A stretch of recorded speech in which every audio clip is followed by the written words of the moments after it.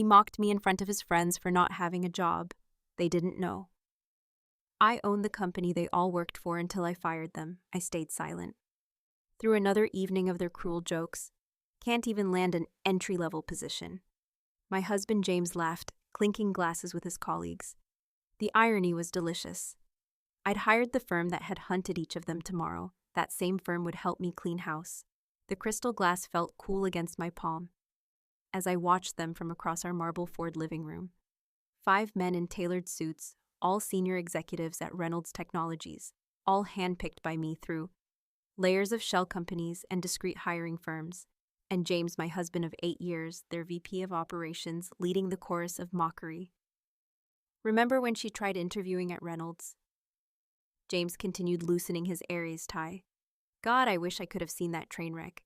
If only he knew that interview had been my quarterly inspection of middle management carefully, orchestrated through my labyrinth of holding companies. I'd built Reynolds Technologies from the ground up 12 years ago. Before I even met James, the company had been my first love, my redemption after watching my father's small business crumble under corporate raiders. At least, she persistent, chuckled Michael from marketing. How many rejections this month? James lost count. James smirked, reaching for the 30-year-old scotch. I'd bought my scotch, everything in this house. The art on the walls, the imported furniture, even the fancy watch on his wrist. All paid for by the company. He thought had rejected me. I took another sip of water, maintaining my practiced mask of quiet humiliation. The same mask I'd worn when I first met James at a charity gala back then. I'd already learned the hard way that success attracted parasites. 3 failed relationships with men who saw me as their ticket to luxury had taught me caution. So when I met James, I decided to experiment. I presented myself as a struggling freelance consultant, driving a modest car and living in a small apartment. James had seemed different at first, supportive even. You'll find your place, he'd said in those early days. Just keep trying. But as soon as we married and he moved into what he thought was our house, the mask began to slip. Success changed him, or rather revealed him. Hey honey, James called out, now his voice dripping with false sympathy. Maybe you should try the coffee shop down the street. I heard they hiring baristas. More laughter. I forced a weak smile, playing my role perfectly inside. I was reviewing the documentation my private investigators had compiled over the past year, the unofficial meetings with competitors, the inflated expense reports, the small but steady leaks of company information that always seemed to benefit James's personal stock portfolio. I think I'll head upstairs, I said, softly playing the part of the defeated wife. Big day tomorrow, another interview. Don't wait up, sweetie, James called after me. Celebrating Peterson's promotion might be a late one. Peterson, my latest plant and senior management tomorrow, he would be the one documenting their alcohol-loose conversations, adding to the evidence we'd been gathering in my private study, locked away from their drunken voices. I settled behind my desk. The hidden wall panel slid open. Silently revealing my secure workspace, 3 monitors sprang to life, displaying Reynolds Technologies' real-time operations across the globe. A small empire built through years of careful strategy and ironclad NDAs. My phone buzzed a message from Sarah, my most trusted EX-IVE, and one of the few who knew my true identity. Final documentation in place, board members. Briefed, tomorrow's meeting confirmed. I smiled, thinking of the carefully orchestrated revelation to come. The board had always known me as Alexandra Chin, the reclusive founder who communicated through encrypted video calls tomorrow. They would meet their CEO in person for the first time, not as the mysterious figure behind the screen, but as James's unemployable wife. My fingers traced the edge of the termination papers on my desk, not just for James, but for every member of his little drinking club, each document backed by months of evidence reviewed by our legal team. Ironclad, the sound of breaking glass echoed from downstairs, followed by raucous laughter. Time was when such careless disrespect for my home would have angered me now. It just added another piece to the documentation: inappropriate use of company property for personal entertainment. I closed my eyes, letting the familiar hum of computers wash over me. Tomorrow would change everything. But tonight, I savored the calm. Before the storm, remembering my father's words, success isn't about who has the biggest voice in the room. It's about who has the wisdom to wait, watch, and pick the perfect moment to act. The perfect moment had finally arrived. I heard James and his friends stumbling out to their waiting cars, their drivers, my employees, discreetly documenting their intoxicated state with dashboard cameras. More evidence for their files. I changed into my night clothes, the same modest pajamas I'd worn for years, as part of my facade. One last night of pretense. Tomorrow I would wake up as James's underestimated wife, but by sunset, I would be revealed as Alexander Chin, CEO of Reynolds Technologies, and the architect of their downfall through the bedroom window. I watched their cars disappear into the night. In 12 hours, they would arrive at their offices nursing hangovers, completely unaware that their world was about to implode. The thought brought a small smile to my face. As I drifted off to sleep, dreaming of tomorrow's sweet revelation, morning arrived with the precision of a well-orchestrated plan. I woke before James, watching him struggle with his hangover as he rushed to prepare for what he thought would be a normal day at the office. Little did he know, I had arrived at Reynolds Technologies long before him at 6:30 a.m. I entered through the service entrance dressed in an intentionally unremarkable navy suit from a department store, a far cry from my usual designer wardrobe. Sarah met me in the basement security office. Away from prying eyes. "Everything's in place," she murmured, handing me a visitor's badge. "The interview is scheduled for 9:00 a.m. With HR, James's team has their regular morning meeting at the same time. Peterson will keep them occupied." The visitor's badge felt strange against my blazer, Angela Martinez, interview candidate for years. I'd observed my company through cameras and reports, but today's performance needed a personal touch, a chance to witness firsthand how deep the rot had spread.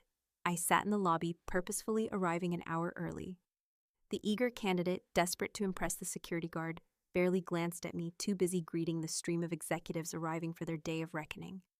I watched James stride through the lobby at 8:45, not even noticing me behind my prop reading material. The company's own annual report. Miss Martinez, the HR representative, Thomas, appeared right on schedule. I recognized him from his hiring file, competent but too eager to please the executive team. "Please follow me." The elevator ride to the HR floor was filled with the kind of small talk I'd engineered through our corporate culture initiatives. "Great weather we having, and traffic wasn't too bad this morning." All while employees nodded politely at the woman they assumed was just another hopeful candidate date. Thomas led me through the open office layout I designed years ago. "We'll start with a brief skills assessment," he explained, followed by a panel interview with some of our team leaders. His tone carried that subtle condescension reserved for candidates they'd already decided not to hire. The skills assessment was almost insulting in its simplicity. Basic coding problems I could have solved in my sleep. I deliberately made small mistakes, playing the role of the nervous applicant through the glass walls. I could see James and his cohorts in their morning meeting laughing about something. Probably another candidate they decided to toy with. "Well," Thomas said, reviewing my intentionally flawed work. "This is interesting," his paw spoke volumes. Let's move on to the panel interview. The conference room he led me to overlooked the city, a view I usually enjoyed from my private office. 24s above 3. Middle managers waited inside, all wearing the same expression of bored superiority. I recognized each face from their personnel files, knew their salaries, their performances, their secrets. So Miss Martinez began, the first interviewer, not even bothering to introduce himself. "I see you've been between positions for some time." "Yes," I replied softly, adding a slight tremor to my voice. "It's been challenging in this market. And what makes you think you're qualified for a position at Reynolds Technologies?" The second interviewer barely looked up from his phone as he asked. I launched into the carefully crafted story. We'd prepared a mix of genuine qualifications masked by apparent desperation. With each response, I watched them grow more dismissive. They'd already decided my fate, just as they'd done to countless other qualified candidates who didn't fit their preconceptions. Through the glass walls, I could see James. Passing by, he did a double take, then smirked, pulling out his phone. Moments later, the interviewers' phones buzzed simultaneously. I didn't need to see their screens to know he was messaging them about his wife's latest embarrassing attempt at employment. The rest of the interview was a masterclass in corporate cruelty, subtle. Jabs exchanged glances, barely concealed yawns. I documented every microaggression, every breach of our HR policies, while maintaining my facade of nervous optimism. "Thank you for your time," Thomas said. Finally, his tone making it clear there would be no second interview. "We'll be in touch." As I walked toward the elevator, I heard James's voice around the corner. "No way, that was your wife, man?" "She really is desperate. Did you see her suit, probably from Target?" I kept walking, letting their laughter fuel what was to come in my purse. My real phone buzzed with messages from Sarah board members arriving early. Legal team standing by security, ready to escort the final piece of my charade was about to begin. I ducked into a restroom, entering the last stall where Sarah had hidden a garment bag earlier that morning. Inside was my real armor. A meticulously tailored Chanel suit, Luton heels, and the CEO's security badge I'd never worn in public, as I transformed from Angela Martinez, failed job candidate, to Alexander Chinko of Reynolds Technologies. Their mocking laughter still echoed in my mind. In 30 minutes, I would walk into the boardroom not as a supplicant, but as their ultimate superior. I checked my reflection one last time, adjusting the pearl necklace that had been my mother's. "Success is silent," she used to say, until the perfect moment to roar that moment was finally here. I stepped out of the restroom as Alexandrin for the first time in my own building, watching employees' eyes widen as they struggled to reconcile the confident executive before them with the nervous interviewee from moments ago. Let them stare. The real show was about to begin. The click of my luton against the marble floor announced each step toward the executive floor. Employees scrambled to clear my path, their confusion palpable as they tried to place my familiar yet transformed face. The whispers started immediately, word of the mysterious Yo's presence spreading like wildfire through the building's messaging systems.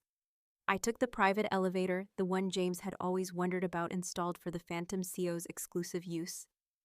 As I ascended, Sarah's text confirmed everything was in place. Board members seated, James and team still in their morning briefing. Security standing by the elevator, opened directly into the boardrooms. Antechamber through the frosted glass. I could see the silhouettes of our board members, all aware of what was about to unfold. But first I had a different meeting to attend. I turned left, heading toward the executive conference room, where James and his inner circle were celebrating their latest victories. Standing in the shadows of the hallway, I could hear their voices clearly through the door, left carelessly ajar. "You should have seen her face during the interview," James was saying, his voice carrying that smug tone. "I'd grant to despise my own wife, thinking she could actually land a position here. I mean, what's next?" Trying to become raucous laughter, followed classic case of delusions of grandeur. Michael from marketing added, "Remember when she tried giving us advice about the Thompson account at your birthday party?" "Oh God, that was priceless," another voice chimed in, telling us how we should restructure our client approach, like she has any idea how this business works. The irony was, exquisite. The Thompson account had been my strategy, carefully fed through intermediaries. It had saved the company millions and earned us 3 additional major clients. Should we tell her she failed the interview or let HR do the dirty work? James asked, triggering another round of laughter. It was time I stepped into the doorway, my presence casting a shadow across their morning coffees. The laughter died instantly. "Actually," I said, my voice carrying the authority of 12 years of leadership, "I think I'll deliver that news myself." The shock on their faces was everything I'd imagined and more. James's coffee cup stopped halfway to his mouth, his face draining of color as he struggled to reconcile his wife's appearance with the aura of absolute authority I now projected. What are you doing here?" he stammered, and dressed like the CEO of Reynolds Technologies. I finished for him, stepping fully into the room, exactly like that, as a matter of fact. Michael started to laugh, then stopped abruptly when no one joined him. Peterson, my planted executive, was already gathering his things, a knowing smirk playing at the corners of his mouth. "This is a restricted floor." James tried, attempting to regain some control. "Security will be here any minute." "They're already here," I replied calmly, as 2 security officers appeared behind me, though not for the reason you think. I pulled out my phone, sending a single text immediately. Every screen in the conference room lit up with a single document, the company's original incorporation papers. Bearing my signature and photo, Alexandre Chin, I announced, watching their faces contort as the realization hit them. Founder and CEO of Reynolds Technologies, or as you know me, James's unemployable wife. The silence was deafening. James's face had progressed from white to green, his eyes darting between my face and the documents displaying his wife of 8 years as the owner of everything he'd bragged about building. "This is impossible," he whispered. "You're just what, James? Just your wife. Just someone who couldn't even land an entry-level position." I moved to the head of the table, my table, and sat down. "Tell me, how does it feel to realize you've been mocking your own boss for years?" Michael stood up, suddenly his chair screeching against the floor. "I should go sit down," I commanded, my voice cutting through his. "Panic, none of you are going, anywhere just yet." I pressed another button on my phone. The screens changed to display a compilation security footage. Email exchanges, recorded conversations. Every joke, every mockery, every moment of cruelty. Played out in high definition, an interesting management style you've developed, I observed, watching them squirm, creating a culture of bullying, discrimination, and harassment. "Did you really think I wouldn't notice that? I wouldn't care how you treated people you thought were beneath you, Alex, honey?" James tried his voice, taking on the plating tone he used when trying to talk his way out of trouble. "We can explain." "Oh, I think you've explained enough," I cut him off. "In fact, you've been explaining for years. Every dinner party, every social gathering, every company event you've made. Your character crystal clear." I stood up, smoothing my skirt. "The board is waiting next door to formalize what you've already accomplished yourselves. Your immediate termination for cause. All of you." I looked each man in the eye, saving James for last. "Though I suppose I should thank you. You've made this decision remarkably easy." "You can't do this," James protested weakly. "I'm your husband, actually." I smiled, removing my wedding ring and placing it on the table. "As of this morning, I'm just your seat and you're fired." The security officer stepped forward as I turned to leave behind me. I could hear the beginnings of protests, of threats of desperate bargaining, but I was already walking away, heading toward the boardroom, where the real work of cleaning house would begin. After all, I had a company to run. The board meeting was swift and decisive. 12 pairs of eyes watched as I signed the official termination documents, their expressions a mixture of admiration and shock at finally meeting their elusive CEO in person. But the real work was just beginning as security escorted James and his cohorts from the building. I retreated to my private office. The mysterious top-floor suite that had spawned so many rumors over the years. Sarah followed, tablet in hand, ready to execute the next phase of our plan. "Their access has been revoked," she reported, swiping through security protocols. "It is freezing their accounts and backing up all data. Legal has already sent cease and desist orders to prevent any retaliation attempts." I stood at the floor-to-ceiling windows, watching James and his friends being escorted to their cars below, even from 20 stories up. I could read the shock in their body language, the disbelief in their stumbling steps. "What about the house?" I asked. Thinking of the home James thought he'd helped pay for the security team. "Is already there, changing the locks. Your personal items have been moved to the penthouse as planned." As for James's things, Sarah paused, allowing herself a small smile. "They'll be delivered to his mother's house by this evening," I nodded. Remembering all the times James had bragged to his mother about supporting me through my career. Struggles, the irony would not be lost on her, and the divorce papers being filed as we speak. "The prenup you had him sign is ironclad." He thought he was protecting his assets, never realizing he was signing away any claim to yours. A notification popped up on my private screen. James was already trying to damage control, posting on professional networks about strategic differences with Reynolds Technologies management. I watched as Sarah's team swiftly countered with the truth, a carefully worded press release about the company's zero-tolerance policy for workplace harassment and discrimination. His LinkedIn profile still lists him as VP of Operations. I noted Sarah's fingers flew across her tablet. Not anymore. I sat down at my desk, my real desk, not the hidden one in my study at home, and began reviewing the contingency plans we prepared. James and his friends weren't stupid wounded. Pride would soon give way to anger and potential retaliation. They non-competes already activated. They won't be working in this industry for at least 3 years. We've also notified all major competitors about the circumstances of their termination. No reputable company will touch them. I pulled up the security footage from their exit interviews. James still in denial, threatening to expose me. Michael breaking down in tears when he realized his stock options were worthless. The others alternating between begging and threats. Their projects. Peterson has already assembled transition teams. No critical operations will be affected.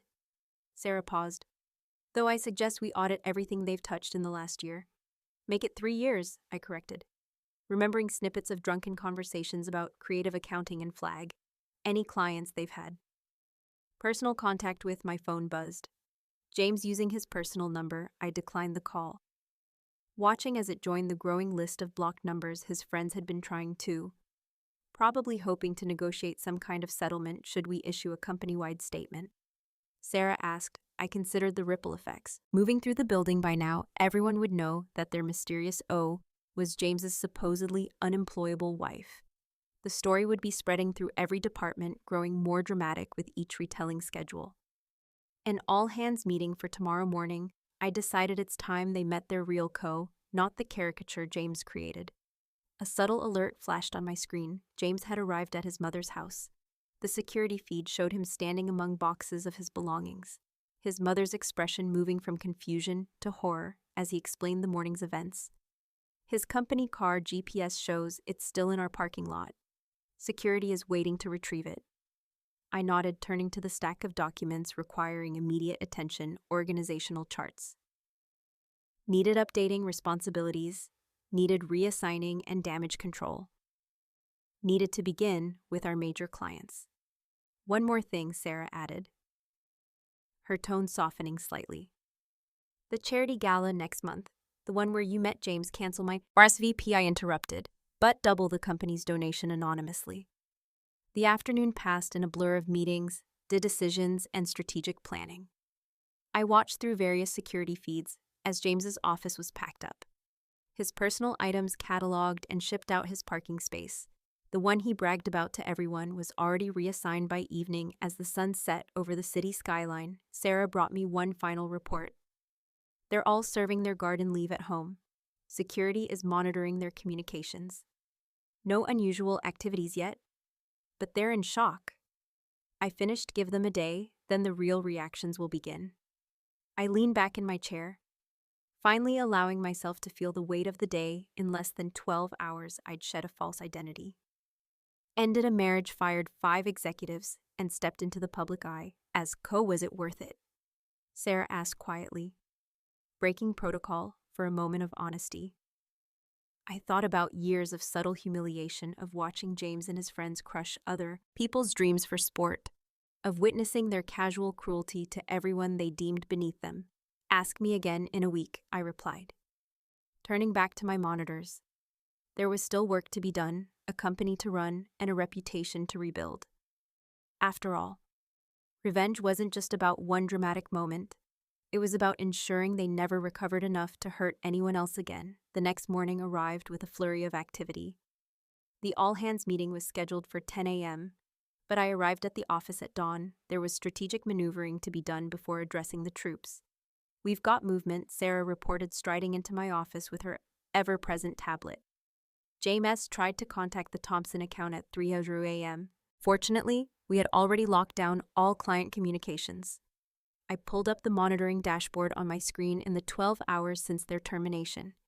Each of the fired executives had made predictable moves. Michael had tried to download client lists before his access was revoked. Peterson, my planted executive, had documented every attempt there. Severance packages, I asked, though I already knew the answer. Voided due to documented misconduct. Legal has compiled a thorough brief. Sarah's fingers flew across her tablet. James tried to access his investment accounts at midnight. He seemed surprised to learn that his stock options were worthless. I smiled, remembering all the times he bragged about his company shares at dinner parties. He'd never bothered to read the fine print about misconduct clauses. What about the others two have already reached out to competitors? We've documented the attempts. Clear violations of their non-compete agreements.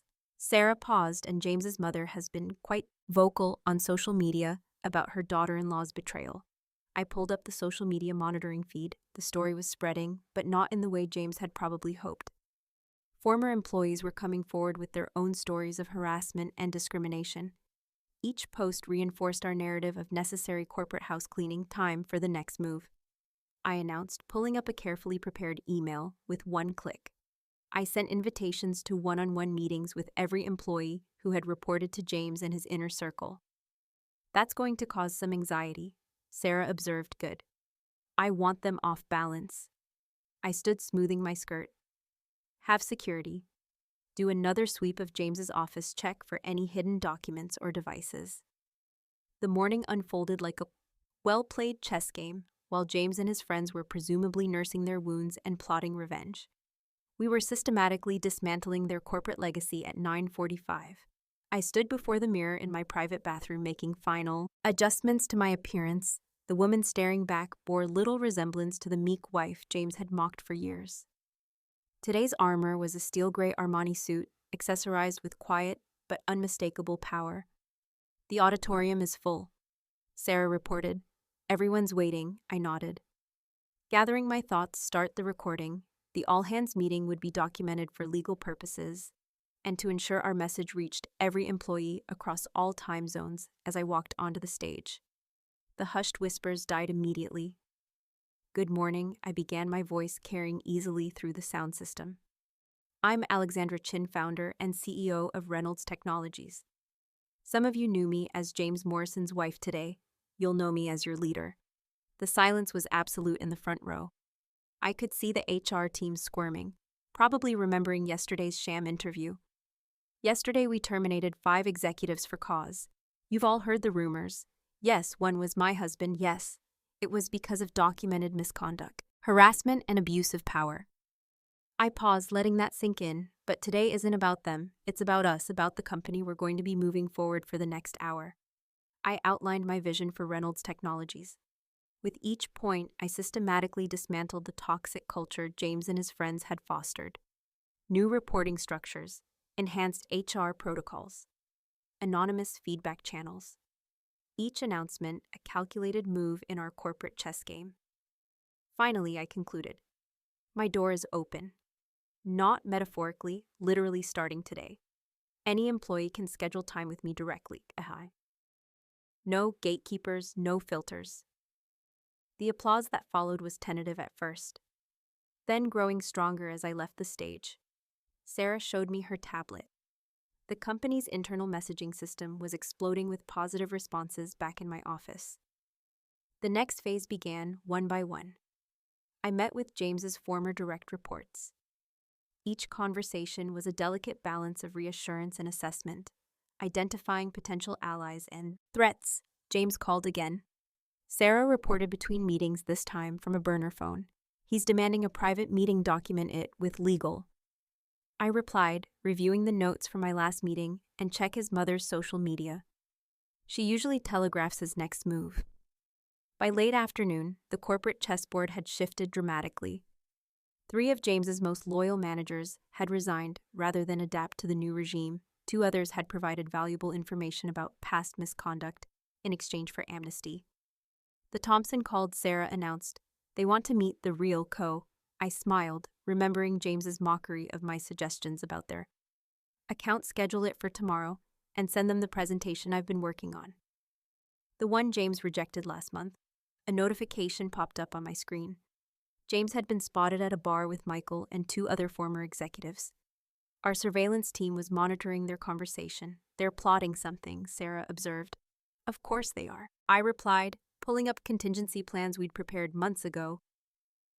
Let them plot. Every move they make just gives us more ammunition. I turned to the window, watching the sunset paint the city skyline. Somewhere out there, 5 angry men were discovering just how thoroughly they'd been outmaneuvered, but their game had ended yesterday. Mine was just beginning tomorrow. I told Sarah we start phase 2. Let's see how they handle being the ones looking for jobs.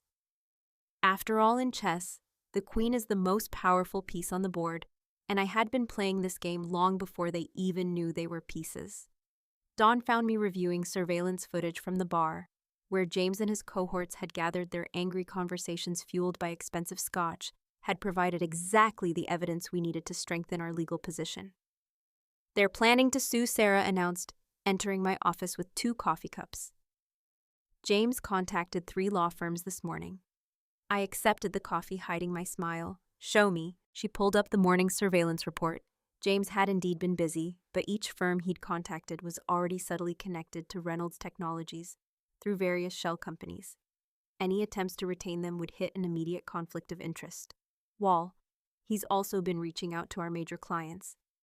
Sarah continued, particularly the Thompson account. Forward me the recordings, the audio files played through my private speaker system. James's voice still carrying that titled confidence, trying to convince our clients that he'd been wrongfully terminated, that his wife had manipulated her way into power, that the company was in danger under my leadership. "Mr. Thompson's response?" I asked, though I could guess. Sarah played the next clip. Thompson's voice was cold. "James, your wife's proposal last week was brilliant, the one you dismissed." "Yeah, we found out about that. Don't contact us again." I pulled up our evidence database on my secure terminal. For over a year, we'd been building an airtight case against James and his inner circle. Every harassment incident, every discriminatory comment, every abuse of power, all meticulously documented. The board wants an update. Sarah noted they concerned about potential blowback schedule. A meeting for this afternoon, and bring me everything from the last 3 years, emails, meeting recordings, expense reports. It's time to show them exactly why this house cleaning was necessary. The morning unfolded in a series of strategic moves, while James and his friends were burning through their savings on legal consultations. We were systematically fortifying our position. HR provided a thick file of complaints that had been buried under the previous management. It extracted emails that had been accidentally deleted. Former employees began reaching out, offering testimonies about the toxic culture they'd fled. James's mother is escalating her social media campaign. Sarah reported, "She's claiming you seduced him as part of a long-term corporate takeover plan." I laughed, pulling up the prenuptial agreement James had insisted upon.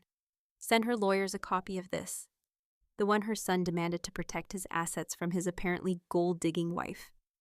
By midday, our legal team had compiled a devastating brief, every instance of James bragging about manipulating stock options, every recorded conversation about sidelining qualified female candidates, every documented abuse of company resources, all presented in damning detail. The surveillance team picked up something interesting, Sarah said. Rushing into my office after lunch, they met with someone from our competitor Atlas Tech last night. I pulled up the footage through the high-end microphones we planted.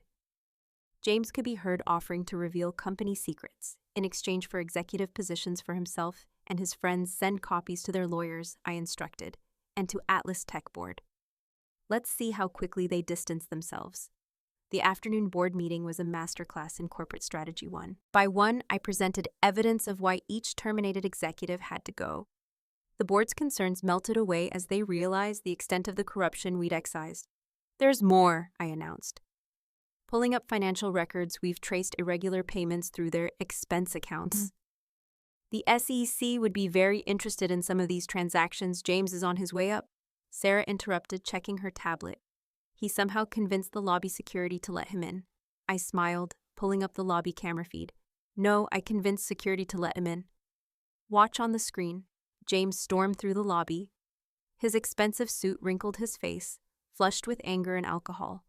He was clutching a folder that undoubtedly contained what he thought was damaging information. "Should I have security stop him?" Sarah asked. "Not yet. Let's see what he thinks." He has. Minutes later, James burst into the boardroom, his triumphant expression faltering as he saw me calmly seated at the head of the table. "I have proof," he announced. "Proof," waving his folder. "Proof that she orchestrated this whole thing, you mean?"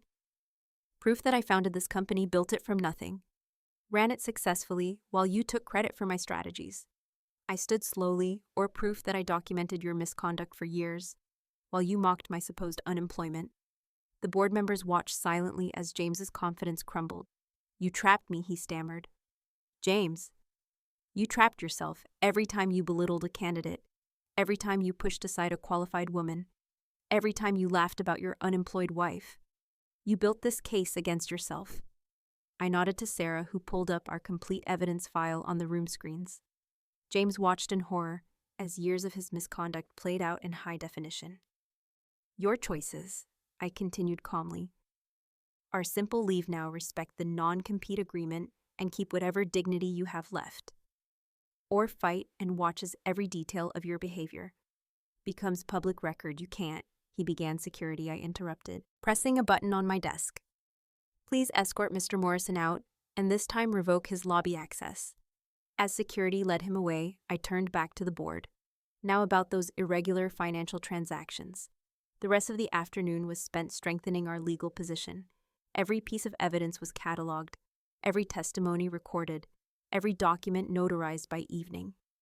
We had built a case so solid that no law firm would touch James's claims with a 10-foot pole. They meeting again tonight, Sarah reported as darkness fell. Same bar, good, I replied, reviewing the latest surveillance request. Let's hear what other evidence they're willing to give us. After all, the best case is built by letting your opponents think they're winning right until the moment they lose everything. The bar surveillance proved more valuable than we could have hoped. Drunk on expensive whiskey and wounded, Pride James and his friends spent hours inadvertently confessing to years of corporate malfeasant play. That section, again. I instructed Sarah the next morning, leaning forward in my chair through our high-quality surveillance feed. James's slurred voice filled my office. Remember that merger last year, the one that made us look like geniuses? Well, let me tell you how we really pulled that off. What followed was a detailed confession of insider trading, complete with names, dates, and dollar amounts. Send this to legal, I ordered, and notify the SEC anonymously. It's time to create our perfect storm. Sarah's fingers flew across her tablet. James has already started selling his personal stocks. The others are following suit. Perfect. I pulled up our contingency plan. Plans, activate protocol. Thunder protocol. Thunder was the culmination of months of planning, a carefully orchestrated series of events designed to trap James and his cohorts in their own web of deceit. The first phase began immediately. Leak the merger investigation to the financial press, I instructed, but make it seem like it came from a concerned former employee. Within hours, the story hit the business news networks. Reynolds Technology stock took a small hit, exactly as planned. James and his friends, already paranoid and watching their investments, would see it as an opportunity to save themselves. They're panicking. Sarah reported, monitoring their phone calls. All 5 of them are calling their broker simultaneously. I watched the trading monitors as they frantically sold their shares, trying to get ahead of what they thought was coming with each sale. They ducked themselves deeper into legal jeopardy now, I said. Nodding to Sarah, release phase 2. The release went out company-wide and to all major news outlets. Reynolds Technologies was announcing a major restructuring and expansion. Our stock price shot up within minutes, but James and his friends had already sold at a loss. A clear case of attempted market manipulation based on insider knowledge. Mr. Thompson from the Antitrust Commission is on line 1. Sarah announced. I took the call on speaker Alexandra. Chin. Miss Chin, we've received some very interesting information about last year's merger. Yes, we've been conducting an internal investigation, I replied smoothly. I'd be happy to share our findings, including some rather illuminating surveillance footage from a bar last night. The pieces were falling into place by midday. The SEC had opened a formal investigation into James and his friends' trading activities. The Antitrust Commission was reviewing the merger, and our stock price was soaring as the market responded to our expansion. Announcement. James is trying to leave the country, Sarah reported, checking her surveillance feeds. His passport was mysteriously flagged at the airport. I allowed myself a small smile. How unfortunate, and the others. Michael is having a breakdown in his broker's office. 2 more are meeting with criminal defense lawyers. The last one is attempting to delete his email history. Not realizing we already have everything, the afternoon brought more developments. Our anonymous tips had sparked investigations at 3 other companies where James and his friends had previously worked. Former colleagues, sensing blood in the water, began coming forward with their own stories of misconduct. Their lawyers are requesting a meeting. Sarah announced they offering to settle decline, I replied. Watching the latest news coverage, Let them sweat. By evening, the perfect storm was in full swing. The SEC investigation had expanded to include their personal Treasury accounts. The Antitrust Commission had frozen their assets, pending review, and 3 separate class action lawsuits had been filed by former employees alleging systematic discrimination. James's mother has gone quiet on social media. Sarah noted with satisfaction she probably saw the insider trading allegations. I replied, even she can't spin that positively. A notification popped up on my screen. James was attempting to access his frozen accounts, growing and increasingly desperate as each transaction was declined. Should we release the bar footage to the media? Sarah asked. Not yet. I stood walking to the window. Let's see how they handle tomorrow first. Tomorrow would bring the final phase of Protocol Thunder, while James and his friends were distracted by investigations and frozen assets. We had been quietly buying up their dumped shares through shell companies when the market opened. Reynolds Technologies would announce a major government contract. 1. We've been secretly negotiating for months. Their wives are calling divorce lawyers. Sarah reported, checking her tablet. One last time for the day. Apparently, they're not happy about potentially losing everything due to their husband's fraud. I thought about the prenup James had insisted upon, thinking he was protecting himself from a gold-digging wife. How ironic that it would now protect my assets from his legal troubles. Send them all meeting invitations for tomorrow morning, I instructed. 9 a.m. Sharp, they won't come, Sarah predicted. Oh, they will. I turned from the window, my reflection hard and clear in the darkening glass, because right now I'm their only hope of survival.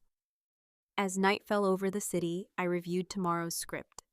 One final time in less than 12 hours, James and his friends would sit in my office, broken and desperate as I presented them with their options.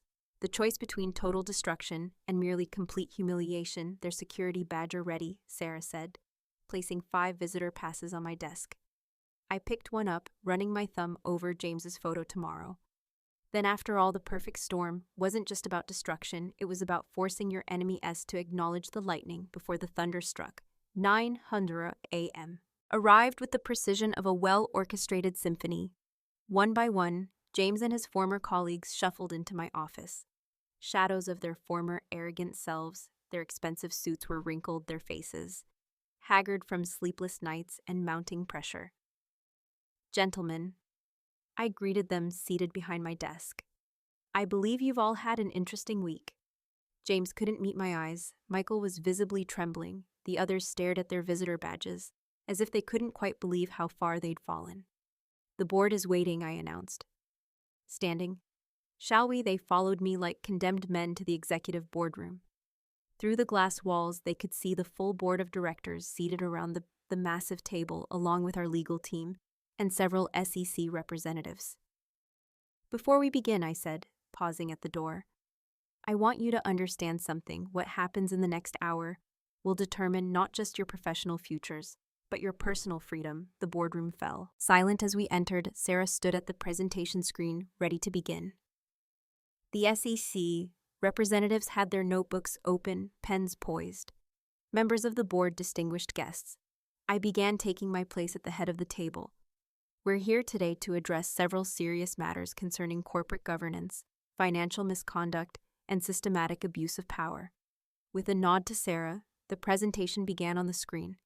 Evidence of their misdeeds played out in devastating detail. Trading records, surveillance footage, email chains, recorded conversations.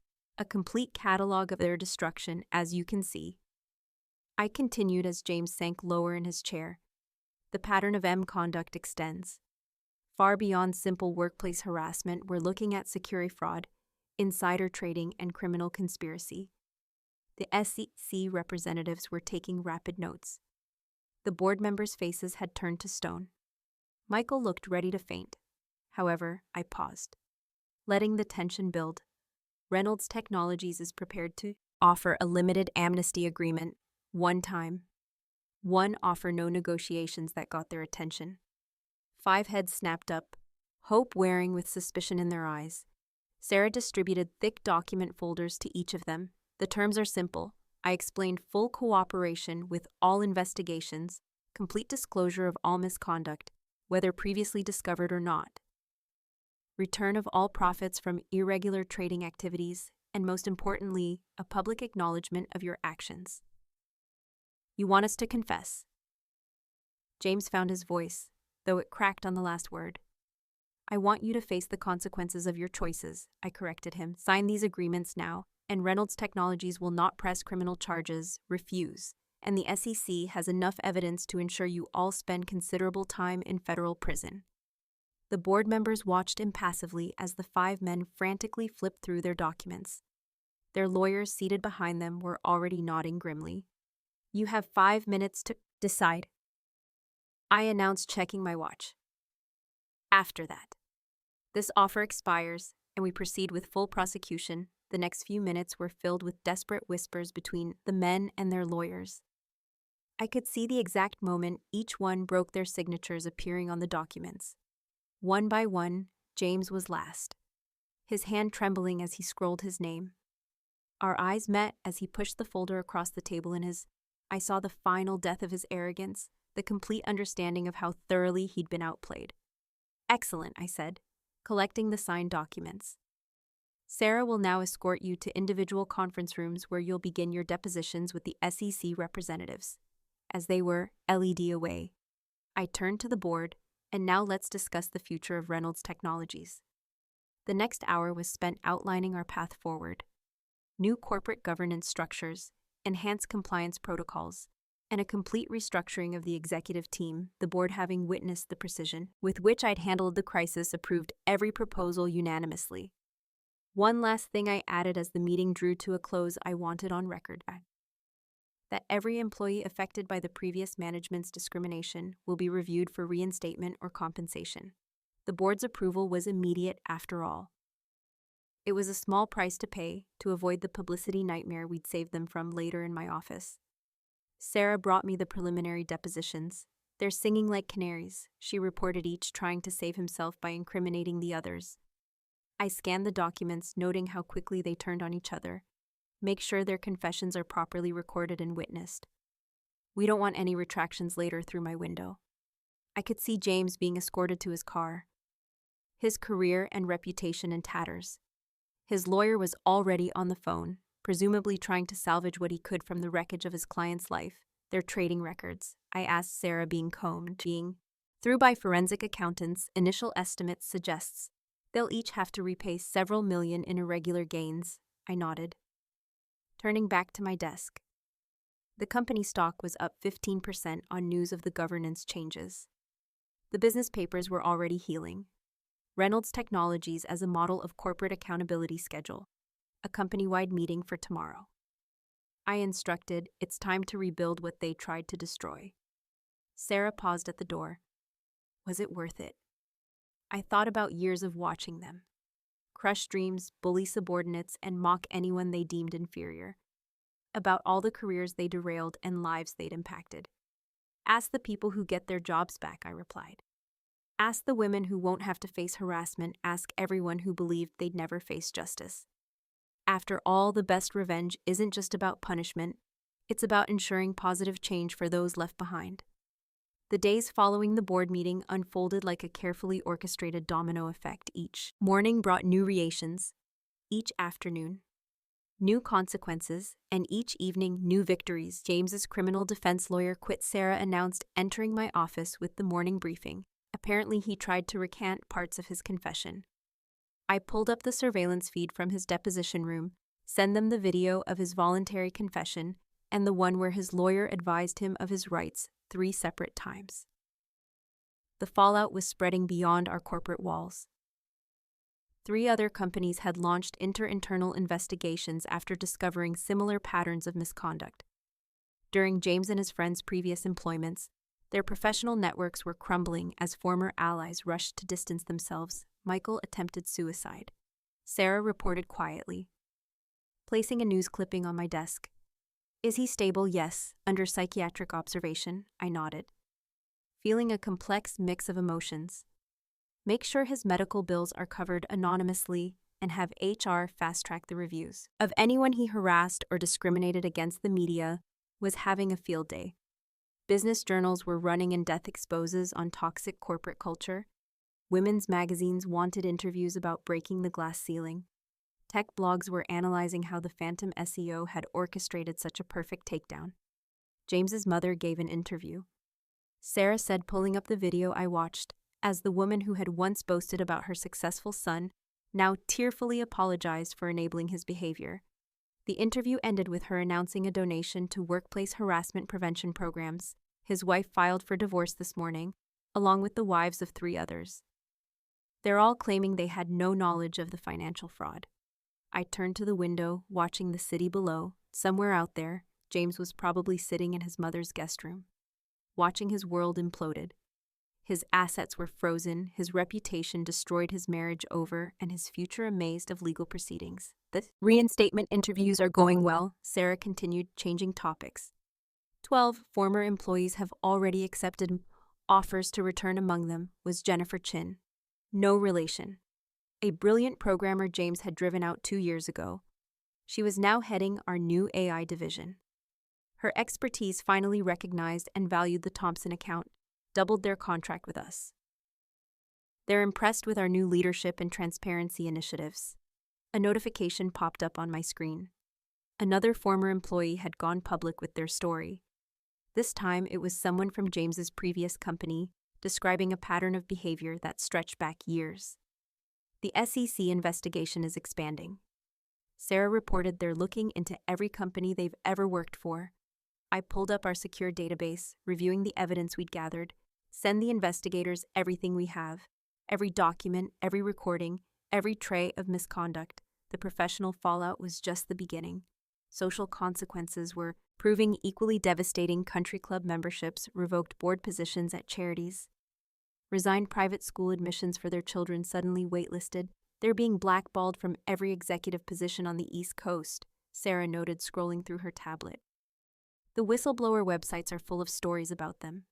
I reviewed the latest photos from our surveillance team. James seems unshaven and disheveled, trying to meet with former colleagues who suddenly had urgent appointments elsewhere.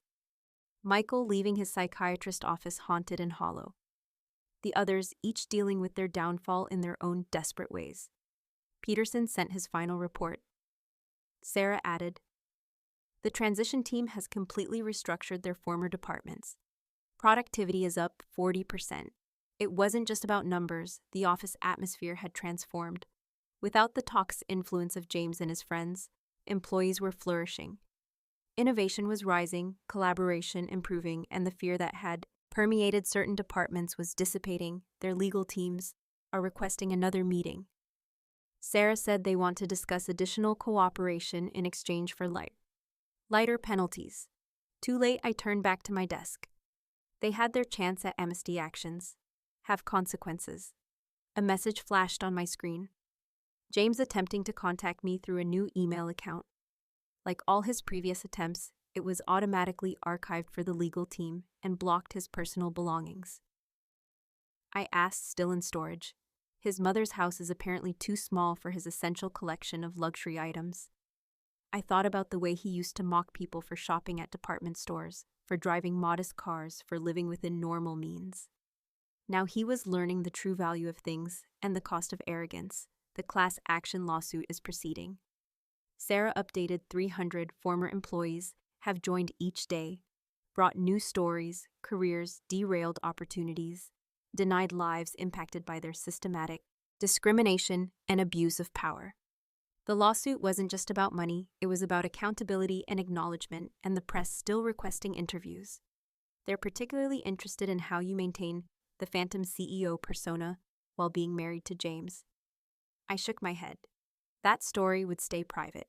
A reminder that sometimes the quietest person in the room is the one you should watch most carefully. Schedule the follow-up board meeting for next week. I instructed, it's time to implement phase 2 of our corporate restructuring. As Sarah left, I reviewed the latest surveillance photos. One last time. 5 men once so powerful and arrogant, now reduced to shadows of their former selves. Their fall from grace wasn't just professional, it was complete and irreversible.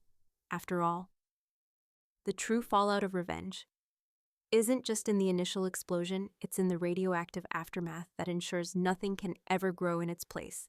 6 months had passed since the day I revealed myself. Reynolds Technology Co. Standing at my office window watching the autumn leaves scatter across the corporate plaza, I reflected on how completely the landscape had changed.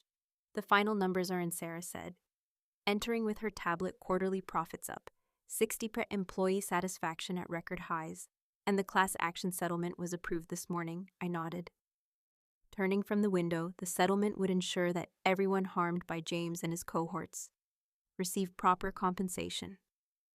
More importantly, it had forced a public acknowledgement of their actions and our former executives. Sarah's fingers danced across her screen. James is working as a junior sales associate at a small electronics store in Ohio. His mother's influence got him the job, but he's already on probation for attitude issues. The mighty had fallen indeed. The man who once mocked others' careers was now struggling to meet basic sales quotas. Michael's still in therapy, but doing better. He's published an online apology and is working with workplace harassment prevention groups. Seems genuine. Actually, I picked up a framed magazine cover from my desk last month's Business Week featuring Reynolds Technology's transformation. The article had praised our new corporate culture without ever mentioning the scandal that prompted it. The others once teaching business classes at a community college focusing on corporate ethics. Ironically, another is working at his brother-in-law's construction company. The last one moved to Alaska to find himself. Their falls had been spectacular, but that wasn't what I thought about most. Instead, I focused on the changes their departure had enabled Jennifer's AI division. Sarah smiled. 3 new patents filed this quarter. The team she rebuilt is revolutionizing our entire approach to software development throughout the company. Similar transformations had occurred departments once ruled by fear, now buzzed with innovation. Employees previously sidelined were leading breakthrough projects. The toxic culture James and his friends had fostered was being replaced by something genuinely collaborative. The Thompson account sent this over, Sarah said, placing a bottle of champagne on my desk. They're impressed with the new project proposals. Jennifer's team apparently solved a problem they've been struggling with for years. I thought about all the times James had dismissed Jennifer's ideas, mocked her suggestions, made her doubt her own brilliance. Now she was leading our most profitable division. Any recent contact attempts? Sarah checked her logs. James tried to reach out through LinkedIn last week. His profile still lists him as our former VP of operations, though anyone who searches his name gets quite a different story. The internet never forgets every article about workplace harassment, every expose on corporate fraud, every cautionary tale about abuse of power. Their names appeared in all of them. The documentary crew is requesting another interview. Sarah added, they're calling it Glass. Ceiling Shattered focuses on corporate transformation and women in leadership. I shook my head. Direct them to our successful division heads. Instead, Jen Jer, Maria Sopia, the ones doing the real work of rebuilding. My phone buzzed a message from James's mother. Since her public apology, she'd become an unlikely ally in corporate culture reform, speaking about the dangers of enabling toxic behavior. I'd anonymously funded her speaking tour. The board meeting is in 10 minutes, Sarah reminded me.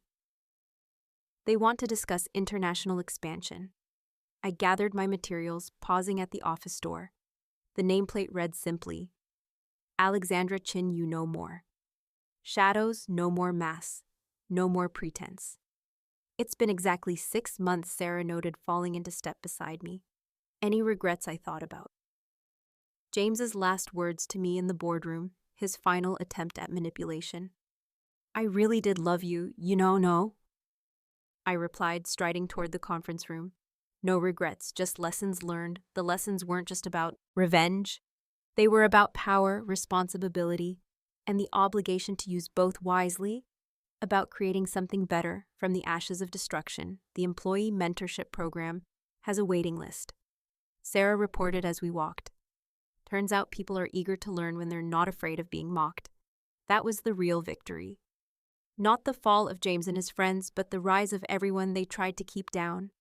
Every promoted employee, every implemented idea, every positive change was a testament to what could grow when you remove the poison from the soil. One last thing Sarah said as we reached the boardroom.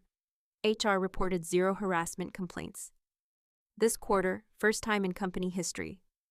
I paused, letting that sink in. The human cost of James's leadership style had been immeasurable, but the healing was measurable, quantifiable. Real inside the boardroom, the board members were already seated. These meetings were different now, more collaborative, more focused on long-term growth than short-term profits. The fear of speaking up had been replaced by the excitement of possibility. Shall we begin? I took my seat at the head of the table, feeling the weight of responsibility and the lightness of vindication in equal measure. After all, the best revenge isn't just about destroying what was wrong, it's about building something better in its place. And as I looked around at what Reynolds Technologies had become, I knew that the real victory wasn't in James's fall, it was in everyone else's rise. Let's talk about the future, I said opening my folder, because that's what remained after revenge. Not the satisfaction of destruction, but the responsibility of creation. And I was ready for both,